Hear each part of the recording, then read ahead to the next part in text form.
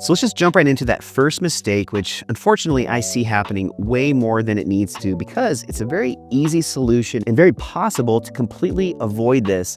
And what this is all about is not only your credit score, but the more important aspect to this, which is your credit utilization score. So if you've never heard of this before, don't beat yourself up. I actually didn't either until a few years ago when one of my best friends, who also is one of the top lenders here in Colorado, as well as across the country, his name's Ben Adams. I'll put a little link up above. We host these monthly Denver homebuyer masterclasses. We talk a lot about this in those as well.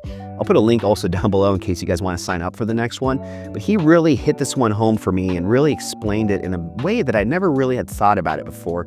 But what I want to talk about on this is that credit utilization score. So the way it works with your credit score is obviously it goes up and down and you have a lot of different variables that can affect it.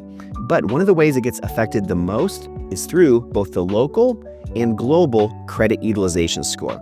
And what this means is that let's just say, for example, you have a credit card of $10,000. That's the limit you have to spend on that credit card.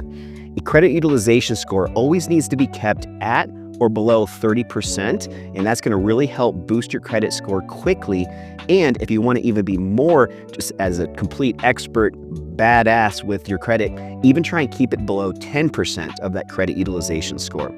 But we'll use 30% because that's a little bit more achievable and definitely a good starting point. Start there and then work towards that 10. So with that 30% credit utilization score, what that means is with the $10,000 credit card limit, you never want to have more than $3,000 or 30% of that as an outstanding debt or balance on that card at the end of the month.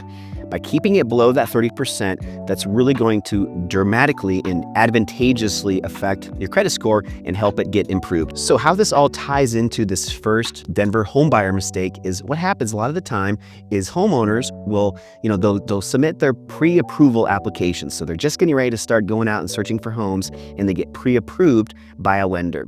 After getting pre-approved, they think they're good to go, and maybe they start letting that credit card balance creep up. Maybe it starts to get up to 50% or higher.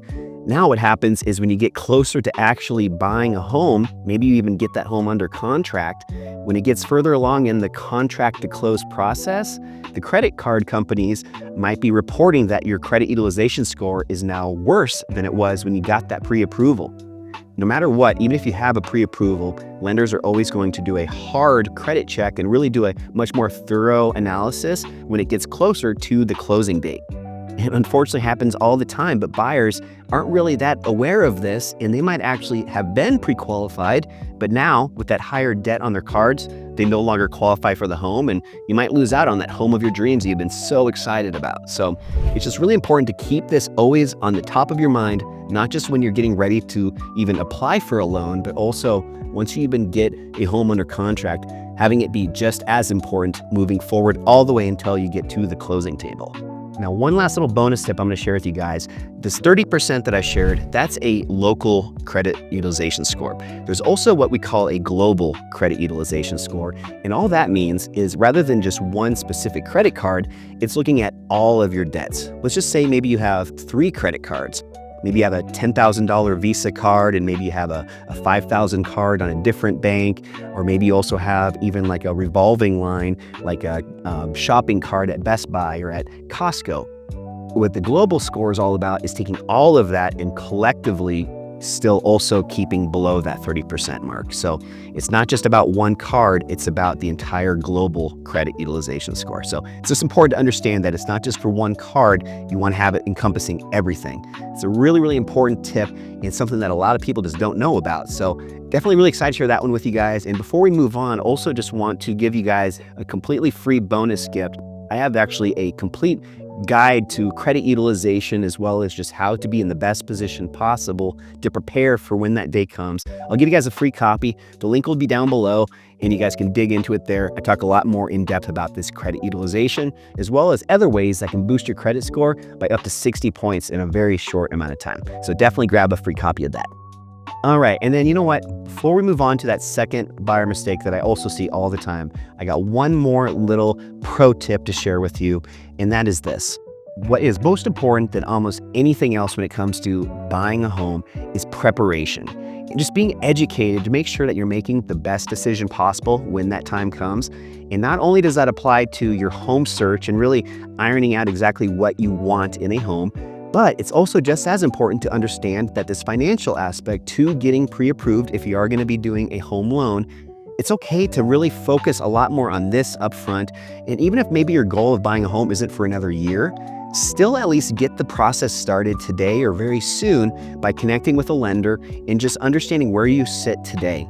A lot of people tend to kind of avoid financial related stuff, and and I've been guilty of this too, where you don't even want to look at that. You don't even want to know really what your score is. I know that's tough sometimes, but it's always best just to be honest with ourselves and get that information up front.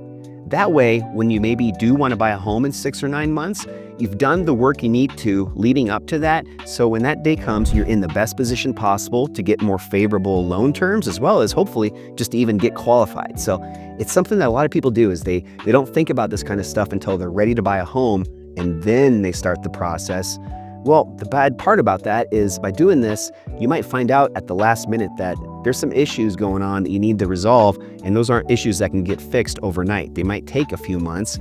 So this way, by doing it up front, just being very proactive and very intentional about educating yourself, even if it isn't for another year that your goal of buying a home gets to. If you're way, way far out in the future, it's still worth doing a few of these things in advance. So just an extra little bonus tip for you guys.